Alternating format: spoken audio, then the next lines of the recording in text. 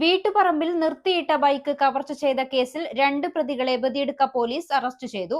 മധൂർ സ്വദേശി ഗണേഷ് എന്ന അപ്പു, പെരിയടുക്ക സ്വദേശി മൻസൂർ എന്നിവരാണ് തിങ്കളാഴ്ച ഉച്ചയോടെ ചൌക്കിയിൽ വച്ച് പോലീസിന്റെ പിടിയിലായത്.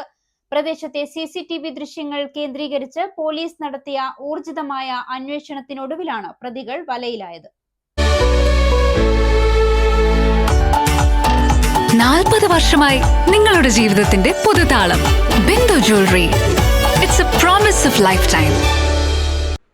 കാസർഗോഡ് ബേള ചിമ്മിനിയടുക്കയിൽ വീട്ടുപറമ്പിൽ നിർത്തിയിട്ട ബൈക്ക് മോഷണം പോയ സംഭവത്തിലാണ് 2 പേരെ ബദിയടുക്ക പോലീസ് അറസ്റ്റ് ചെയ്തത്.